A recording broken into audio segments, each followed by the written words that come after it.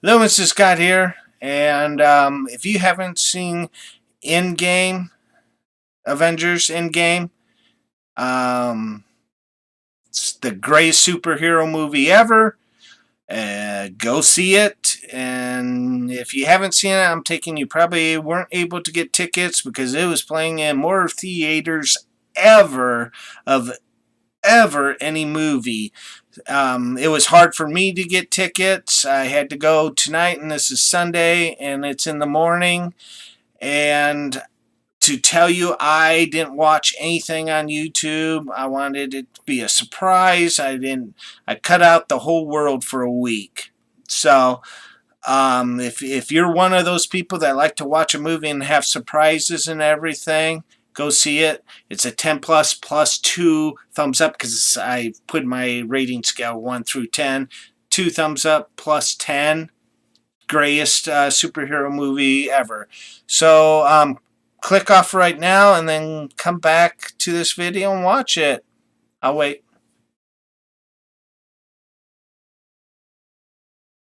Okay.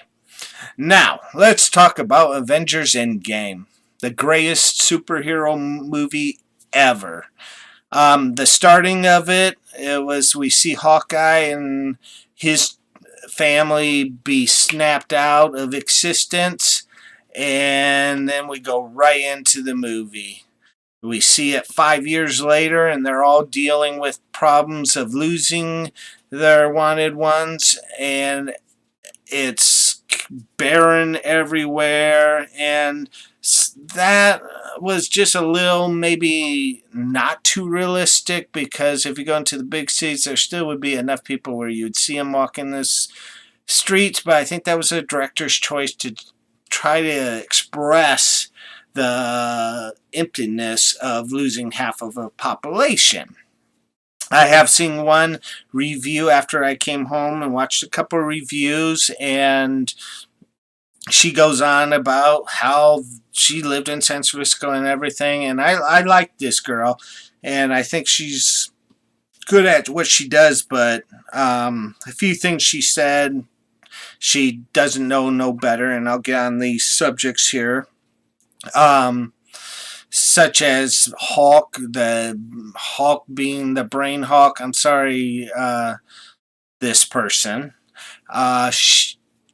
The Smart Hawk happened in the comic books, and the way Marvel has done this, like they did Hawk Planet in a Thor movie, and they kind of combined Rancor with it, which is great because you're not going to do the comics. People, it's just not going to happen. They be happy that they're connecting certain things, but changing those things so they are fresh to you. I enjoy it because I come from a time when my Spider-Man used to crawl up a wall. And what I mean by crawl up a wall, you could tell he was walking on the ground. That's how they did it. I came from a Hulk. Biggest enemy was a grizzly bear and a Thor that sounded like a beach dude. So, yeah, be happy about these movies, man. This movie is awesome. As I said, 5 years have passed, and they get a plan. They killed Thanos like 2 months before. 2 months after the snap of the fingers, and Thor. Wait a minute. I'm sorry, we're having storms. I just heard thunder. That's a little weird. The God of Thunder knows I'm talking about him. And we see Thor chop off his head, and Thor goes into a depression because he couldn't save Asgard and save the people, but he was the executioner. At that moment, I thought, oh my gosh, this film's going to be a real bummer if Thanos is already dead, because like I said, I kept myself out the world, excuse me, kept myself out of the YouTube world and did not listen to anyone.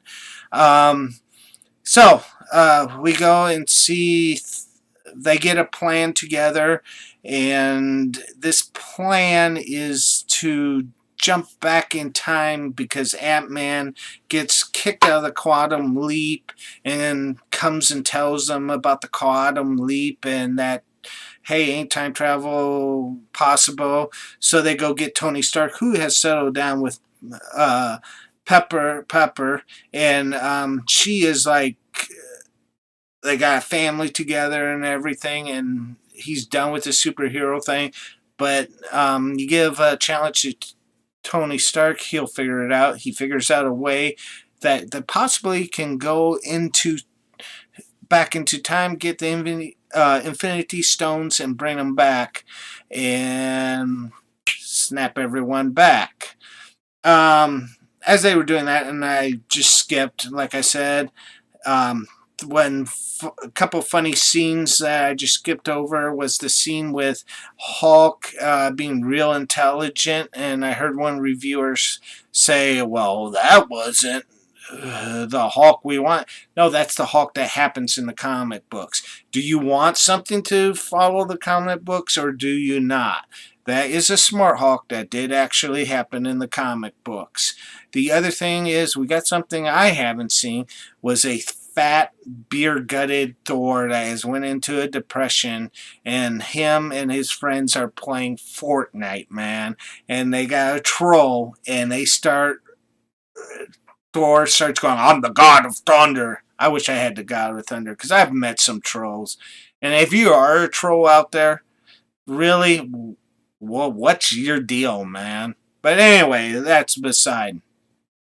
Okay, so we go back and get the Infinity Stones, and Thanos finds out through Nebula, which Nebula, the past Nebula, transmits the future Nebula when she goes back into time of the plan and everything. So Thanos comes and to reclaim the stones because Hulk puts on the gauntlet and snaps everyone back, and then they realize it and Thanos attacks them, and that's when, oh my gosh, this is like an annual or a big Secret Wars event 12 issue put in.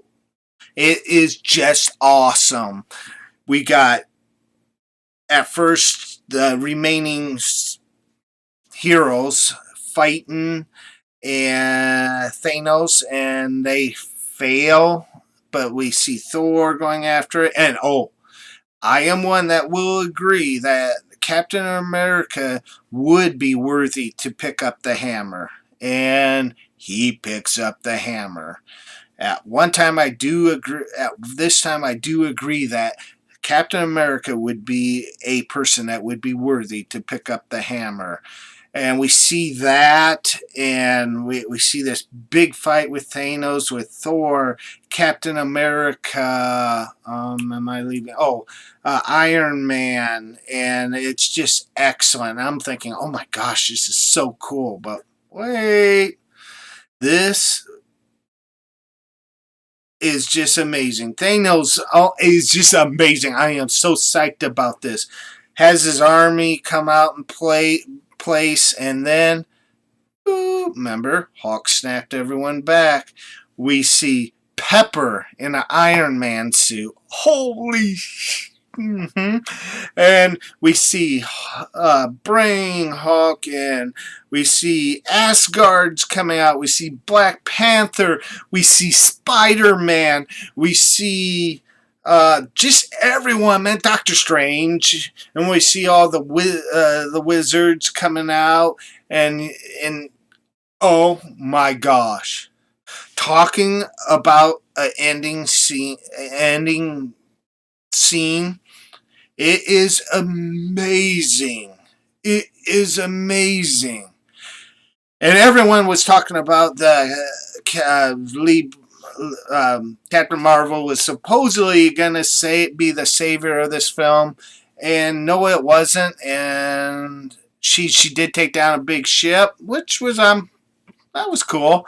And what I liked a lot about the ending is that Iron Man is able to get Thanos, because Thanos does in the fight, is able to get the glove back on, and he starts powering up, and Tony takes the glove off of him.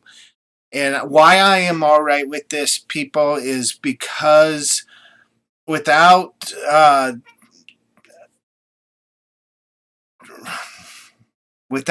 I'm sorry, I'm a little shaken up because we said goodbye to Iron Man tonight, and without that actor Downey Jr., we would not have the Marvel movies were made.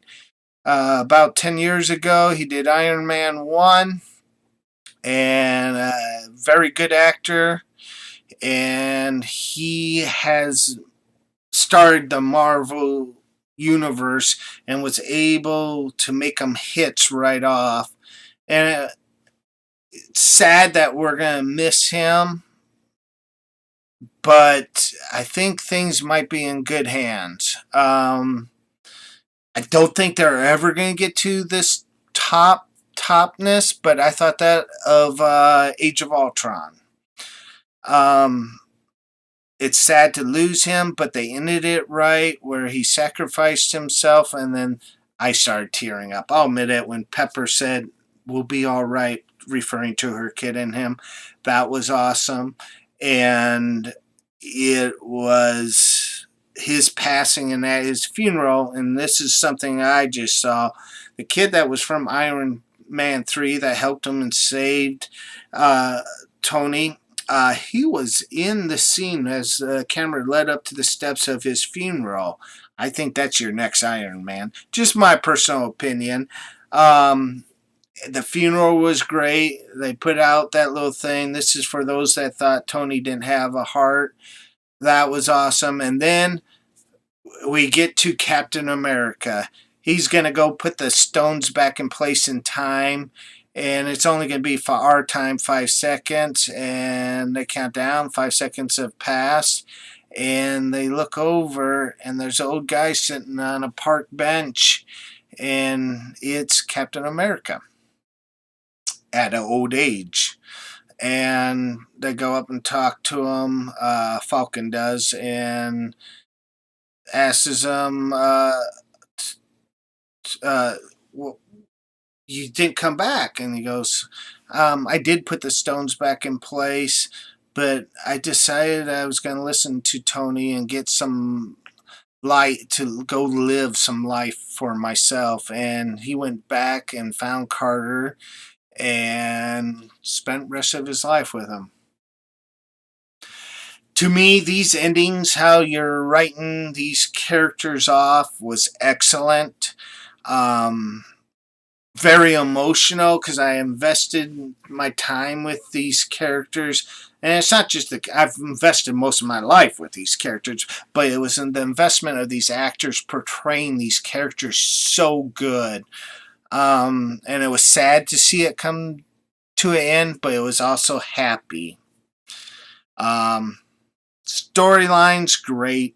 Plot, great. I've seen some people tear it up, but those are people that are just trying to get you out there to subscribe to their channel and watch their video. There's some people that will just knock everything down. I'm not that way. I've passed up on a few videos. I didn't do the new Doctor Who just because my personal opinions were kind of put into the mix of some of the stuff. So I surpassed that because that's not what I'm about. I'm a positive person. And this movie is awesome. I'm probably going to go see it again. I want to see it again in the movie theater. It is the greatest superhero movie ever. As I said at the beginning of the video, 10.0, 2 thumbs up. This is Loomis's God. Subscribe at the bottom. Please subscribe. And hit that like button. And I will check you later.